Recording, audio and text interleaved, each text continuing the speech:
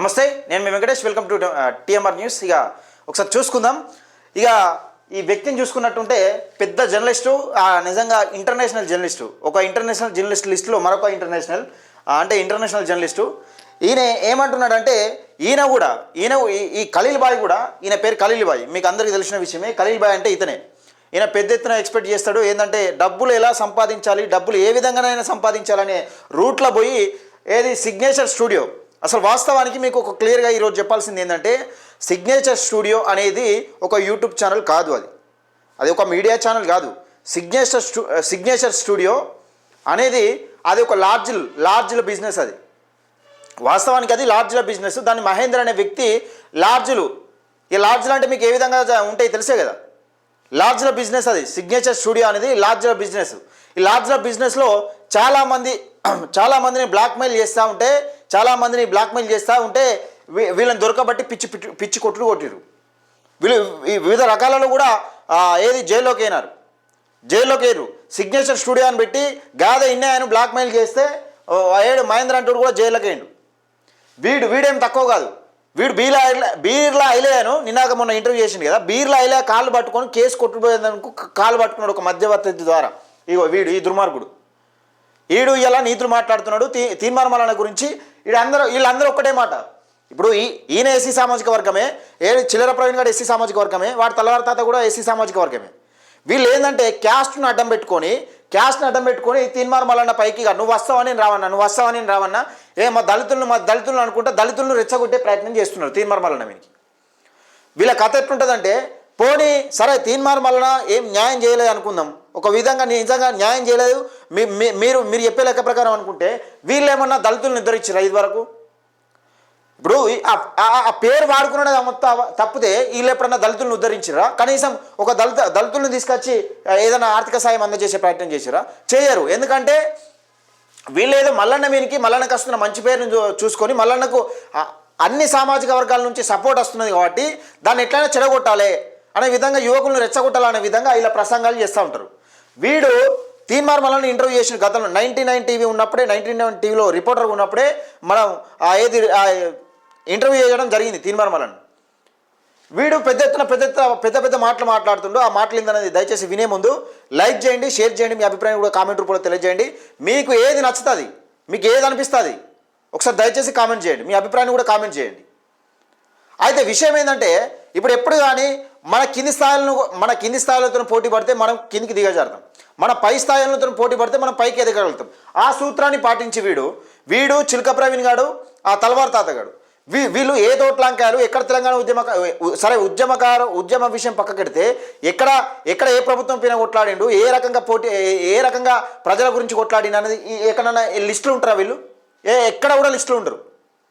అంత తూతు మంత్రంగా ఒక యూట్యూబ్ ఛానల్ పెట్టుకొని సిగ్నేచర్ స్టూడియోలో చేసిండు. సిగ్నేచర్ స్టూడియోలో చేసినప్పుడు కూడా గాదే ఇన్నాయను బ్లాక్మెయిల్ చేసిరు డబ్బుల కోసం. సిగ్నేచర్ ఈడేందంటే వీడి తమ్ముడు కూడా బీర్లా ఐలాను బ్లాక్మెయిల్ చేసిరు. ఆ విషయం అంతా నీకు క్లియర్గా వివరించే ప్రయత్నం చేసిన. మేము అమ్మాయిల పేరుతోని చాటింగ్ చేసి, మగవాళ్ళకు చాటింగ్ చేసి, వీళ్ళు మళ్ళీ తర్వాత చివరిగా బ్లాక్మెయిల్ చేసి మాకు డబ్బులు డిమాండ్ చేసిన బాపతిగాలు వీడు శుద్ధపోస అయినట్టు ఇలా తీన్మార్ మల్లన్న గురించి మాట్లాడుతున్నాడు. ఈ గతంలోనే తీన్మార్ మల్లన్న ఈయన ఆఫీస్ మీనికట దాడి చేయడానికట మనుషులు పంపించిండట.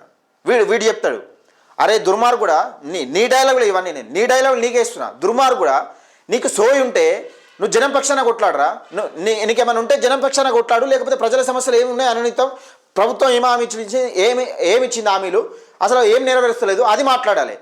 ఎంతసేపు ఒక బీసీ నాయకుని పట్టుకొని ఇష్టమున్నట్టుగా మాట్లాడుకుంటా, ఇష్టమున్న రీతిలో తిట్టుకుంటా. ఒకసారి నేను చెప్తా వీడేం మాట్లాడుతాను ఒకసారి. గతంలోనే ఒకసారి మీకు పక్కకి ఇస్తా. వీడేం మాట్లాడు 99 టీవీలో ఉన్నప్పుడు వీడు తెలంగాణ ఫైర్ బ్రాండ్ అది ఇది అని తీన్మార్ మల్లన్న గురించి మాట్లాడిండు. ఒకసారి చూద్దాం, వీని ఇంటర్వ్యూనే చూద్దాం ఒకసారి. తెలంగాణ ఫైర్ బ్రాండ్ తీన్మార్ మల్లన్న గారు ఉన్నారు. అన్న నమస్తే. అన్న నమస్తే. ఎట్లున్నారన్న? బాగున్నా. ఇది చూసిరు కదా వాడు ఎట్లున్నాడు అంటే ఇగో మీకు చూపెడతా ఒక్క నిమిషం. ఇట్లున్నాడు తెలంగాణ ఫైర్ బ్రాండ్ అంటప్పుడు ఇట్లున్నాడు. ఇప్పుడు నోరు తిరగకుండా కనీసం నోరన్న తిరుగుతలేదు. ఇంక చిన్న పంది పిల్ల ఎట్లుంటుంది ఆ పంది పిల్ల టైపు ఊరిండి ఇట్లా సేమ్ చిన్న పంది పిల్లనే. చిన్న పంది పిల్ల టైపే ఊరినాడు. పంది పిల్ల కన్నా అటైన నోరు కూడా తిరుగుతలేదు. అది ఆ పరిస్థితి ఒకసారి మీకు వినిపించే ప్రయత్నం చేస్తా. వీడేమంటుండంటే వీడు కూడా ఏమంటాడు తెలుసా,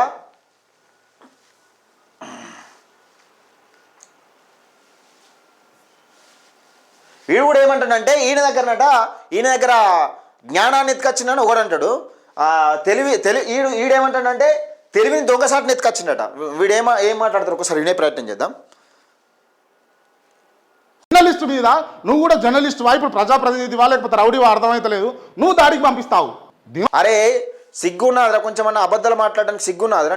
నువ్వేమన్నావు ఆ రోజు, నువ్వేం మాట్లాడినావు ఆ రోజు? తీర్మార్మలన్నా నువ్వు చర్చకు వస్తావా, నేను చర్చకు రావన్నా? ఏదో ప్రభుత్వాన్ని సవాల్ విసిరినట్టు ఒక ఎమ్మెల్సీ అభ్యర్థిని ఒక ఎమ్మెల్సీ క్యాండిడేట్ని పట్టుకొని చర్చకు సవాలా తీర్మార్మలన్నా అని మాట్లాడినావు కదా. చర్చకు సిద్ధమా అన్నప్పుడు మనుషులను పంపిస్తే అంతేందుకు భయమైందిరా? నీ మీద చేసిరు ఏమన్నా? నీ మీద చేసిరారా? చర్చకు సిద్ధమా అన్నప్పుడు నువ్వు పెద్ద ఎత్తున సవాల్ విసిరినప్పుడు సవాల్కు రెడీ ఉండాలి కదా. మరి వాళ్ళు వచ్చినప్పుడు సమాధానం అయితే చెప్పాలి కదా. జర్నలిస్ట్ పైన దాడి సిగ్గున్నదిరా బేవకూఫ్గా, సోయలేనోడా? నీకు సిగ్గు ఏమైనా ఉన్నదా? నీ మీద దాడికి దిగిరా? ఒకవేళ దాడికి దిగితే నువ్వే నైట్స్ పెట్టుని దాన్ని ఏవో లైవ్ పెట్టి రచ్చ రంబలో చేయకపోదాను.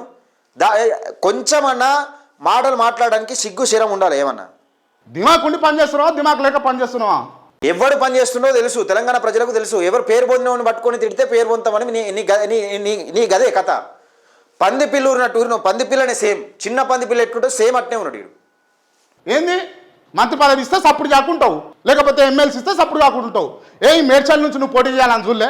ఈ మేడ్చల్ నుంచి పోటీ చేయాలని చూసింది వాస్తవే 100%. అక్కడ టికెట్ కాంగ్రెస్ పార్టీ వేరే వాళ్ళకి ఇచ్చింది కాబట్టి సపరేట్ ఎక్కుకున్నాడు. దాని తప్పేమున్నది అలా?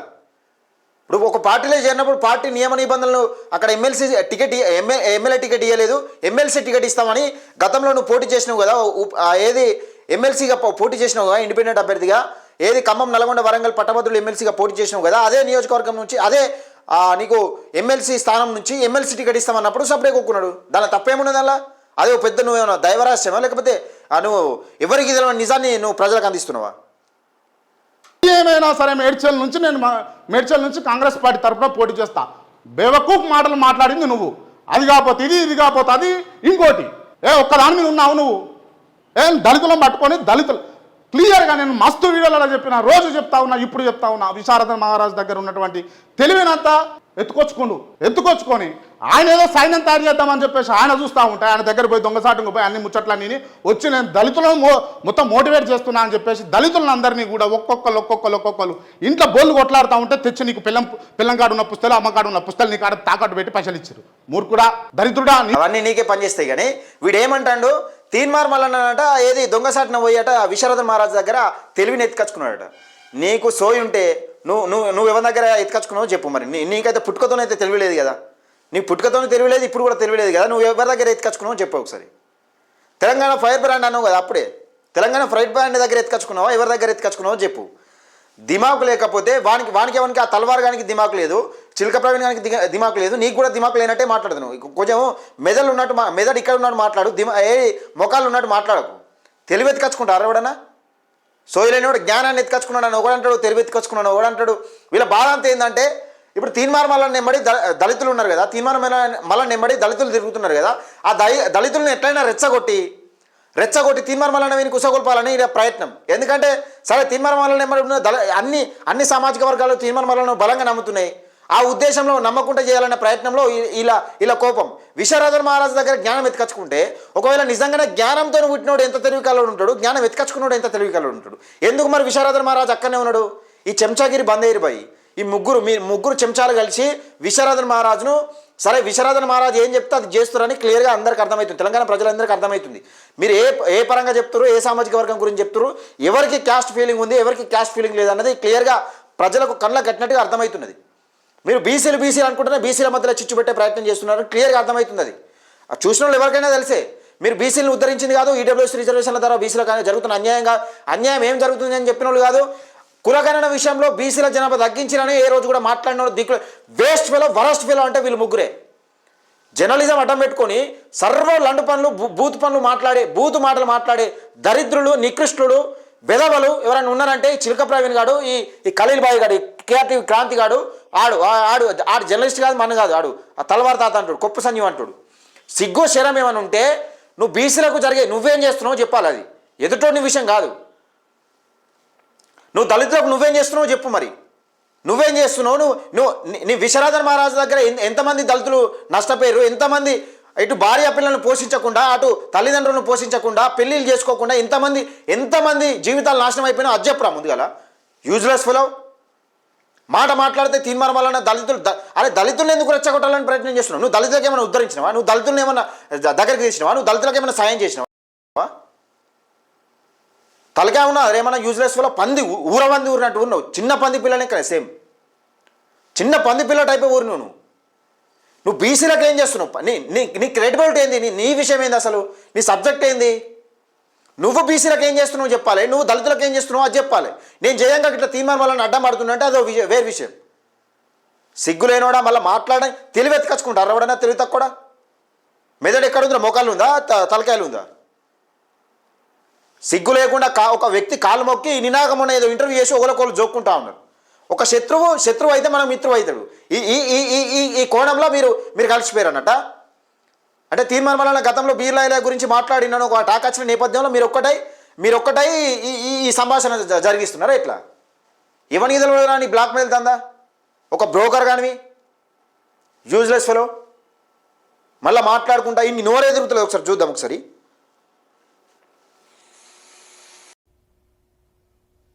నమస్తే బరాబర్ ఒకసారి మళ్ళీ ఒకసారి బరాబర్ వార్తలకైతే స్వాగతం. పంది పిల్ల బలిసిన నోరు తిరుగుతలేదు. ఒకసారి చూసుకో.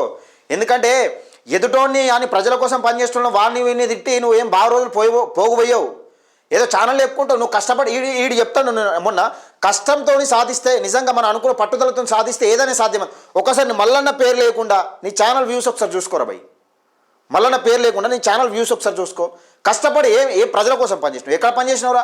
ప్యాకేజీల కోసం ఇంటర్వ్యూలు చేసుడు. ప్యాకేజీల కోసమే కదా ఇంటర్వ్యూలు చేసుడు. నీ ఛానల్లో ఒక పార్టీకి వ్యతిరేకంగా ఎప్పుడైనా మాట్లాడిన దాఖలాలు ఉన్నాయా? బీఆర్ఎస్ను పిలుస్తావు, బీజేపీని పిలుస్తావు, కాంగ్రెస్ను పిలుస్తావు, అన్ని పార్టీలను అనుకుంటావు. నీకు ఎక్కడ ఉన్నదిగా? నేను అనద్దు కానీ నీ ఛానల్ ఎట్టున్నది తెలుసా? నీ ఛానల్ ఎట్టున్నది తెలుసా? ఏం లేదు. మల్లన్న పొద్దున్న లేస్తే మల్లన్న కోసం వ్యతిరేకంగా ఎవరిని రెచ్చగొట్టాలి? ఏం కథ? దరిద్రుడా, చర్చకు రమ్మన్నది నువ్వురా. చర్చకు రమ్మన్నది నువ్వు.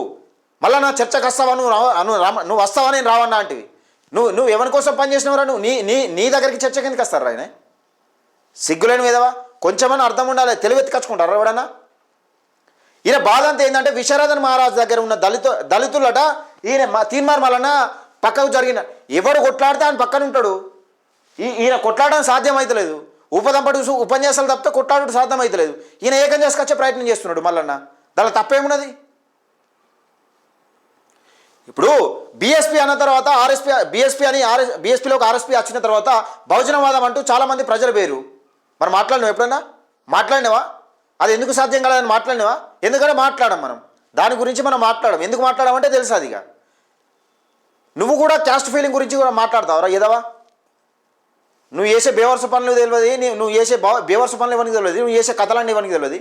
అమ్మాయి పేరుతో చాటింగ్ చేసి అబ్బాయి మళ్ళీ తర్వాత బ్లాక్మెయిల్ చేసిన దొంగవు నువ్వు సిగ్నేచర్ స్టూడియో అని అల్లకెళ్ళి బయటకు వచ్చి కేఆర్ టీవీ అని పెట్టుకొని ఇప్పుడు ఓ దందా చేసుకుంటా మళ్ళీ మాట్లాడుతావు వెదవా. దయచేసి మిత్రులారా, ఇలాంటి వెధవలకు బుద్ధి చెప్పాలంటే వీళ్ళు ఏం చేస్తున్నారో అడగండి. నేను చెప్తున్నా కదా, వీళ్ళు ఏం చేస్తున్నారు, వీళ్ళ క్రెడిబిలిటీ ఏంది, వీళ్ళు ప్రజల కోసం ఏం చేయదలుచుకున్నారు, ముఖ్యంగా వీళ్ళు మాట్లాడుతున్న దళితుల కోసం వీళ్ళు ఏం చేయదలుచుకున్నారు, నిజంగా వీళ్ళ పోరాటం చేయదలుచుకున్నారా దళితుల గురించి కానీ బీసీల గురించి కానీ వీళ్ళు ఏం చేయదలుచుకున్నారు అనేది ఏది కీలకం. అది సరే నువ్వు చేయకపోగా చేస్తున్నాడు మీద బండలు వేస్తావేంద్రా హౌలేగా.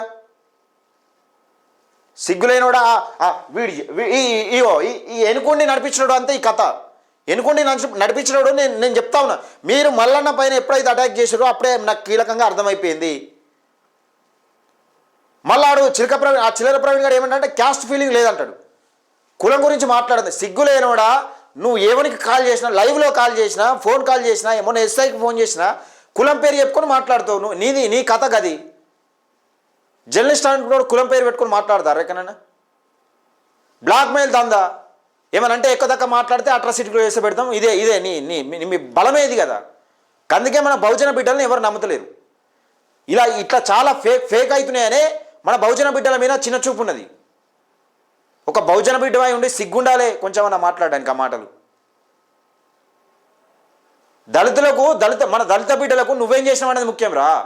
మన దళిత బిడ్డలు ఏ రకంగా ఆదుకుంటున్నావు, మన దళిత బిడ్డలకు ఎంతమందికి నిరుద్యోగంలో ఉద్యోగం కల్పిస్తున్నావు, ఉద్యోగులను చేస్తున్నావు, ఎంతమంది నిరుద్యోగం దారి మళ్ళించి నిజంగా నువ్వు పెట్టుకున్నావు. నువ్వు ఒకసారి పెట్టుకో, నీ తమ్ముడు నువ్వే మెయింటైన్ చేస్తున్నావు, నీ దానిలో పెట్టుకో. అవులేగా వాళ్ళని రెచ్చగొట్టుకుంటా, వాళ్ళని అనవసరంగా వాళ్ళని ఇంకా రెచ్చగొట్టే ప్రయత్నం చేస్తున్నావు.